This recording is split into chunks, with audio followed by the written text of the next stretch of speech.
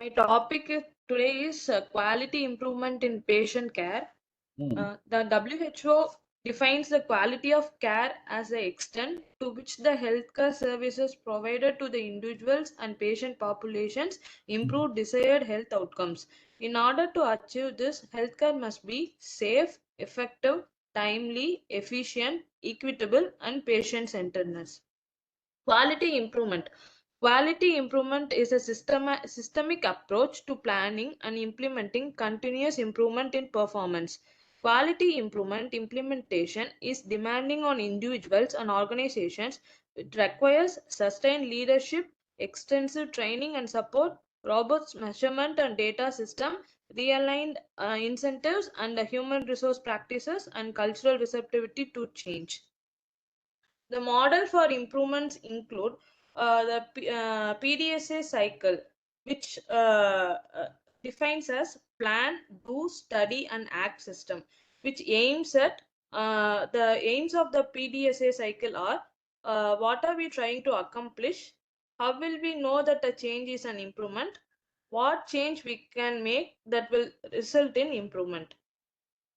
In planning, make a plan for the test of change. Include prediction of results and how data will be collected. Do test a change on a small scale. Document data, observations, and problems that occur. Study, use data gathered from previous stages to build new knowledge and make predictions.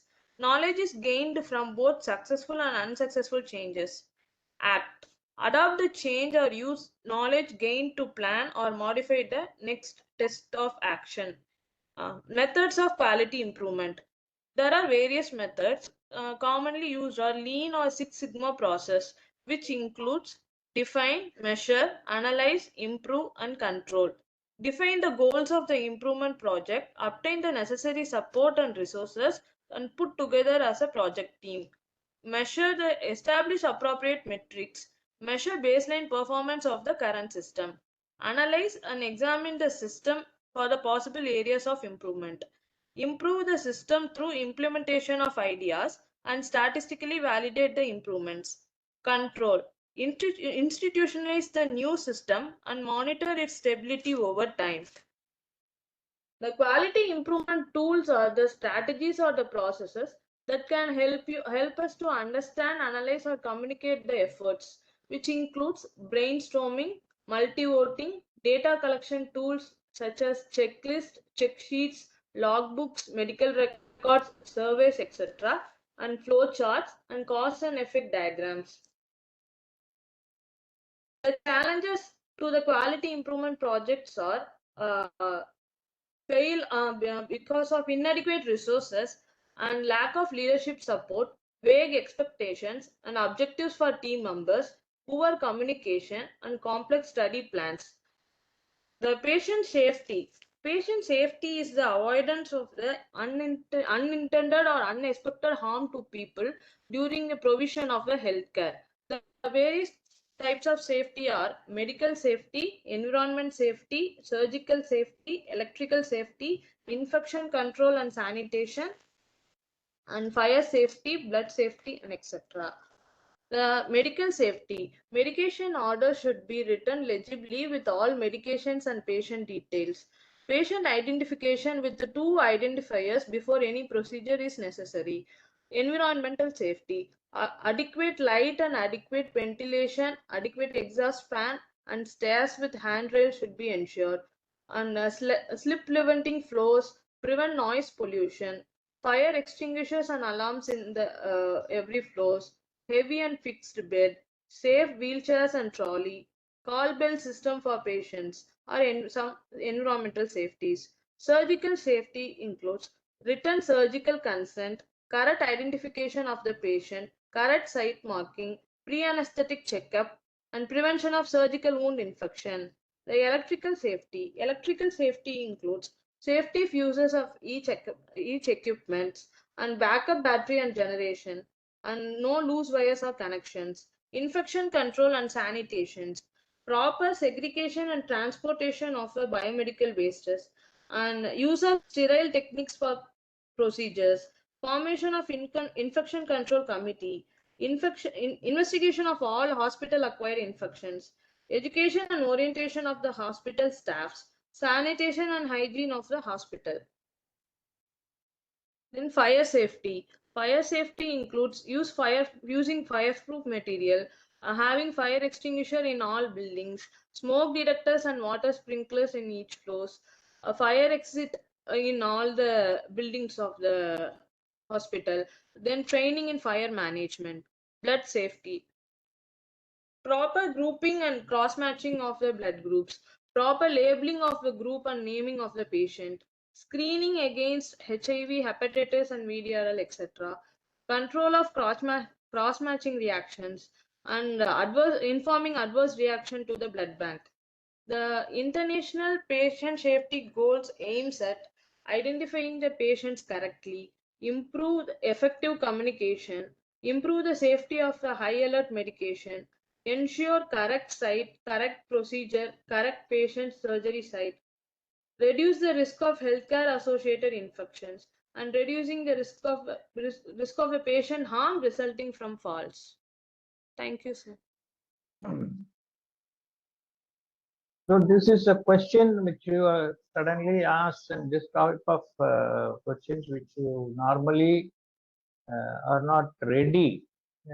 If you don't prepare them in advance like this or discuss about them in the classes, this sort of what I consider as a mocha questions. Sometimes you have to, you cannot offhand write something for all these questions.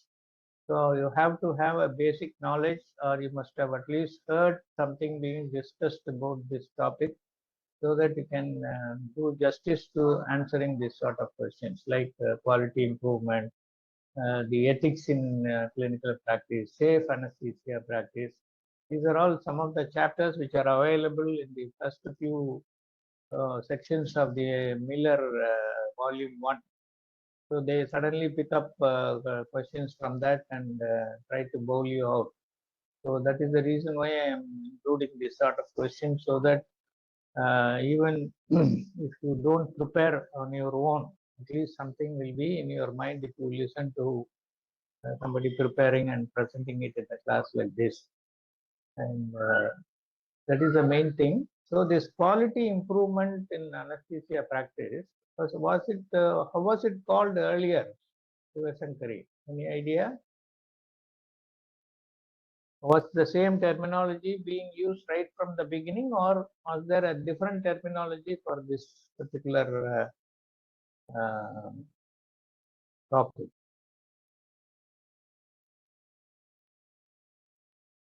Yes or no? Quality It was called quality assurance. Okay. assurance. So earlier it was called quality assurance, but then you cannot be assuring everything all the time.